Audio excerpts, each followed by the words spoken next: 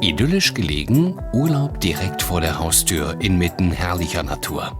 Der ungewöhnliche Terrassencampingplatz Schlierbach im Odenwald. 45.000 Quadratmeter, Idylle pur.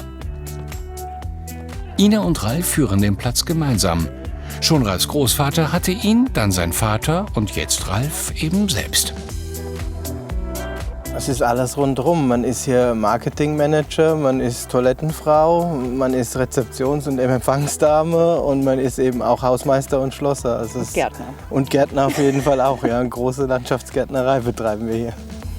Ein Highlight ist die Übernachtungsmöglichkeit in der Bubble.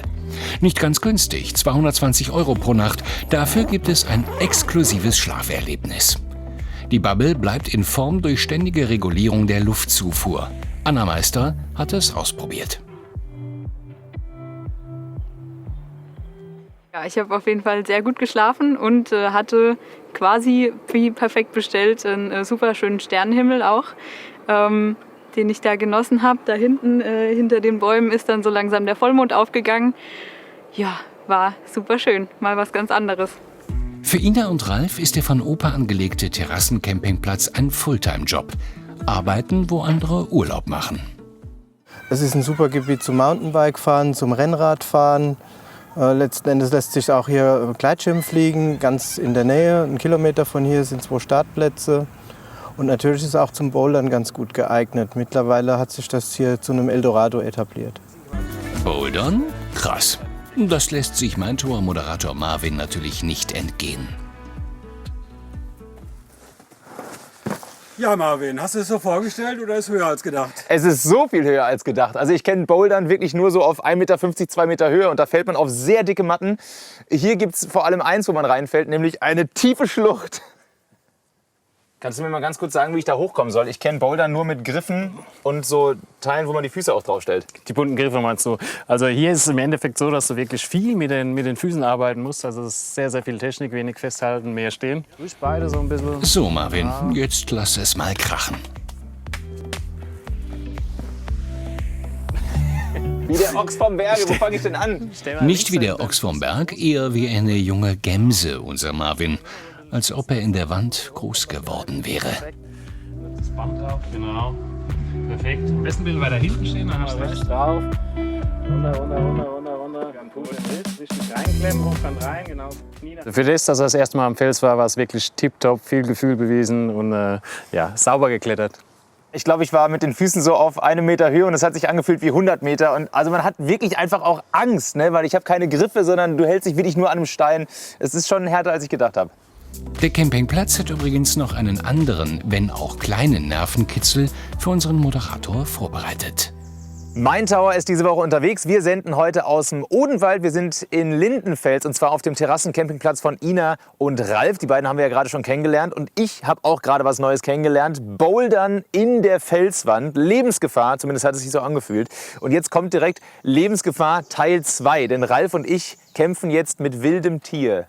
Alles andere als kämpfen. Also die Bienen sind alles andere als wild. Die sind sehr, sehr ruhig und artig. Deswegen tragen wir keine Schutzanzüge. Das einzige Problem ist, du bist ganz in schwarz gekleidet. Das mögen die nicht so wirklich. Der Imker trägt normalerweise helle Kleidung. Ja. Jetzt gucken wir mal, ob du ohne Stiche da rauskommst aus der Nummer. Ich halte ein bisschen Abstand und zwar auch aus gutem Grund. Wir haben das gerade schon mal so ein bisschen geprobt und Ralf hat direkt 2 Stiche abbekommen. Deswegen bleibe ich hier mal 2 Meter entfernt. Ralf macht Honig selber. Wir gucken jetzt mal dabei zu.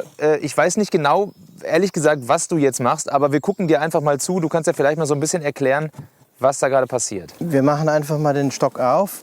Das ist ein Jungvolk. Das heißt, das haben wir dieses Jahr erst von einem Muttervolk entnommen, haben einige Waben da reingesteckt und haben eine neue Königin gezogen. Und jetzt gucken wir einfach mal, ob das alles funktioniert hat, ob Eier da drin sind und ob sich das Volk entwickelt. Dazu ziehen wir einfach mal eine Wabe raus. Aha. Aber es sieht schon ganz gut aus. Ist das jetzt nicht, also du gehst quasi jetzt den ins Wohnzimmer und rupst darin rum? Stört dir das nicht? Genau so. Wir machen das sehr langsam und behutsam. Das ist das Wichtigste beim Imkern. Keine Hektik und keine Unruhe. Das merken die sofort. Das ist noch eine Wabe ohne was. Passiert das so Wabe für Wabe? Also gehen die so quasi der Reihe nach die Waben ab, oder? Das passiert Wabe für Wabe und die bauen den Stock dann nach und nach aus. Ah, ja.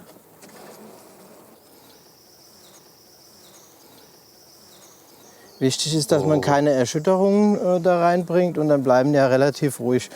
Dann kannst du das selbst mal in die Hand nehmen. Passiert mir jetzt was? Weil passiert Ralf dir hat uns gerade überhaupt schon nichts. verraten, dass Stiche von Bienen viel fieser sind als von Wespen. Die tun etwas mehr weh, weil letzten Endes der Stachel in dir drin stecken bleibt mit der Giftblase und pumpt froh und munter Gift in dich rein. Aber wie du siehst, tun sie dir auch nichts. Wenn du jetzt natürlich anfängst, wie wild zu gestikulieren, dann verfolgen sie deine Bewegungen und dann hast du eher mal einen Stich abbekommen. Ich gestikuliere jetzt mal nicht. Und zwar aus Gründen. Und dann geben wir die einfach wieder zurück.